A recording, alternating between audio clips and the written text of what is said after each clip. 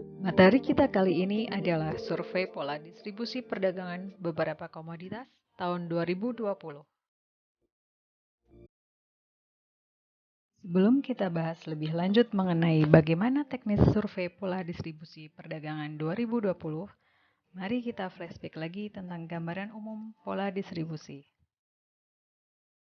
Pola distribusi yang dimaksud di sini adalah rangkaian jalur perpindahan komoditas dari produsen ke konsumen.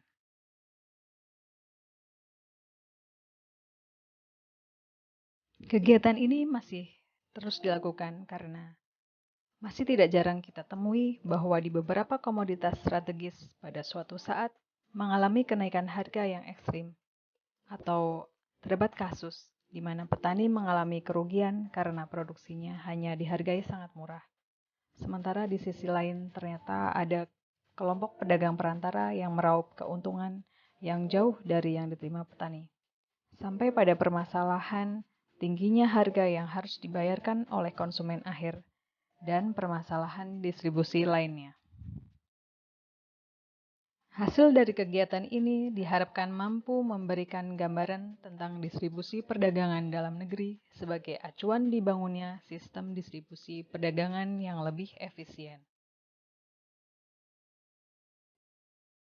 Adapun tujuan survei pola distribusi perdagangan 2020 adalah: yang pertama, untuk menggambarkan pola distribusi perdagangan beberapa komoditas. Yang kedua, untuk menganalisis pola utama yang terbentuk dari pola distribusi. Sedangkan yang ketiga, mendapatkan margin perdagangan dan pengangkutan total dari produsen ke konsumen akhir. Kemudian untuk memberikan sedikit gambaran mengenai bagaimana margin perdagangan dan pengangkutan terbentuk, berikut adalah contoh ilustrasi perhitungan total margin perdagangan dan pengangkutan. Dimisalkan produsen daging ayam menjual barang dagangannya senilai Rp100.000 ke pedagang grosir. Kemudian, pedagang grosir tersebut menjual daging ayam ke pedagang eceran dengan harga Rp115.000. Maka, nilai MPP yang didapatkan oleh pedagang grosir tersebut adalah 15% yang didapatkan dari Rp115.000 dikurangi Rp100.000 dibagi Rp100.000. Kemudian, pedagang eceran menjual daging ayam ke konsumen akhir dengan harga Rp138.000, maka margin perdagangan dan pengangkutan yang didapat oleh pedagang eceran adalah sebesar Rp23.000 dibagi Rp115.000, yaitu 20%. Sehingga total margin perdagangan dan pengangkutan dari produsen sampai dengan konsumen akhir adalah sebesar 38%, yaitu Rp38.000 dibagi Rp100.000.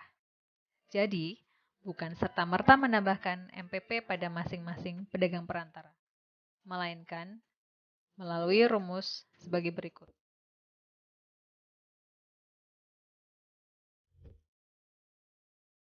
Komoditas yang diteliti pada survei pola distribusi perdagangan 2020 adalah beras, cabai merah, bawang merah, dan daging ayam ras.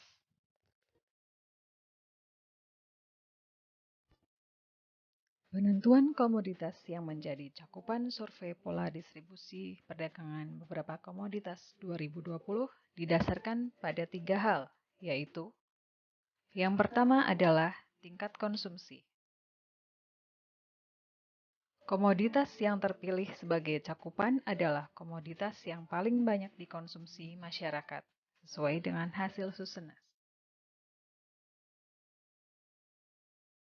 Kemudian yang kedua adalah kontribusi terhadap inflasi.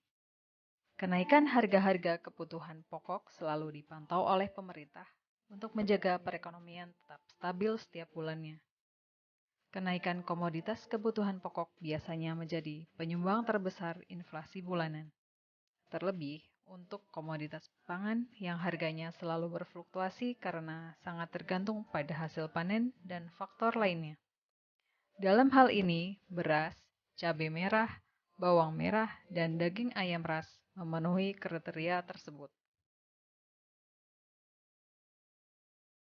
Sedangkan kriteria ketiga adalah kontribusi terhadap produk domestik bruto. Komoditas yang menjadi cakupan survei pola distribusi perdagangan juga memiliki kontribusi yang cukup besar dalam pembentukan produk domestik bruto.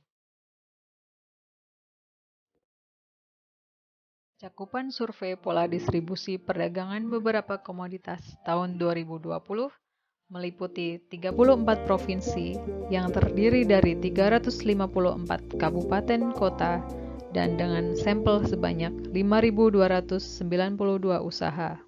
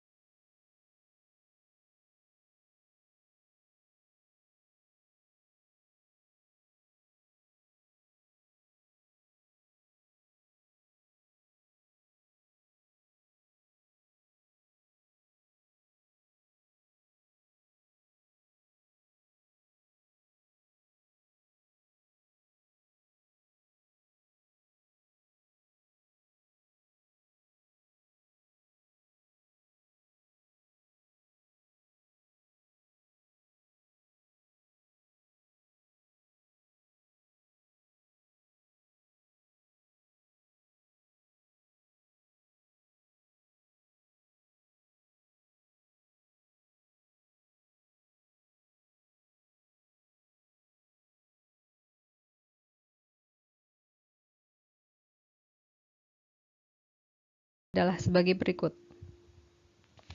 KBLI tidak sesuai dengan pelaku usaha, isian pembelian atau penjualan tidak sesuai dengan isian wilayah pembelian atau penjualan, pelaku usaha tidak sesuai dengan perilaku pembelian atau penjualannya, harga jual jauh lebih murah dari harga beli, biaya transportasi belum dalam per kilogram, pembelian atau penjualan bernilai 0 atau kosong di salah satunya, typo nilai pembelian atau penjualan, kekurangan atau kelebihan digit.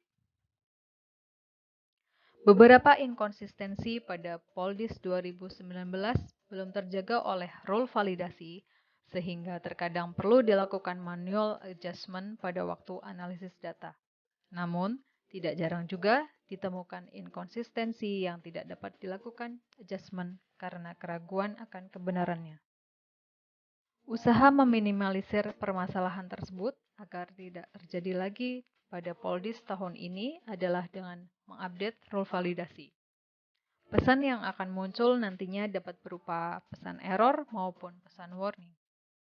Status error menyebabkan dokumen tentunya tidak dapat dilanjutkan ke proses pengolahan, sedangkan pesan warning hanya meminta petugas entry untuk memastikan isian tertentu apakah memang sudah sesuai dengan keadaan sebenarnya atau belum.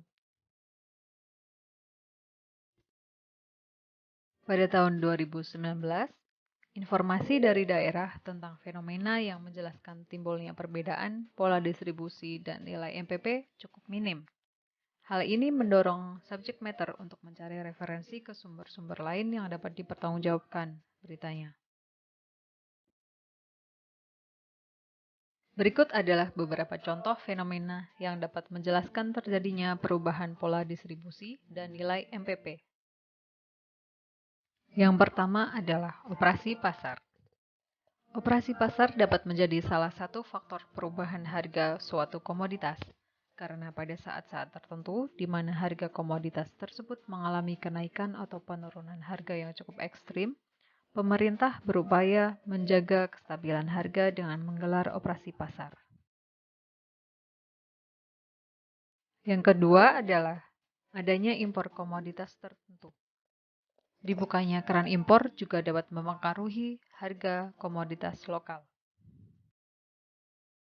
Kemudian, dari sisi produksi, perluasan lahan baik di daerah sentra maupun pembukaan lahan baru di daerah bukan sentra akan menggeser kurva penawaran ke tingkat yang lebih tinggi sehingga dapat menggerakkan harga ke tingkat yang relatif lebih rendah.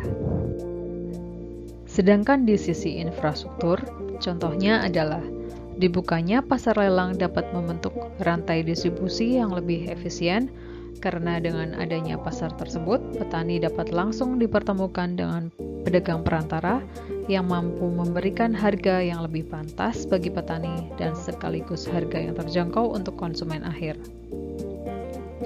Adanya pemberdayaan petani champion untuk komoditas cabai merah dan bawang merah melalui dan harga beli yang ada pada pertanyaan-pertanyaan sebelumnya. Hal ini bertujuan untuk mengantisipasi adanya selisih harga yang tidak masuk akal. Demikian pengantar survei pola distribusi perdagangan beberapa komoditas tahun 2020 kami sampaikan. Semoga dapat memberikan gambaran yang cukup jelas untuk Bapak, Ibu, serta rekan-rekan sekalian.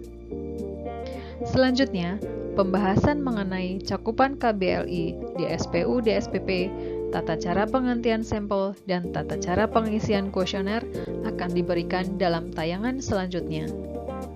Terima kasih atas perhatian Bapak, Ibu, dan rekan-rekan sekalian. Tetap sehat dan semangat!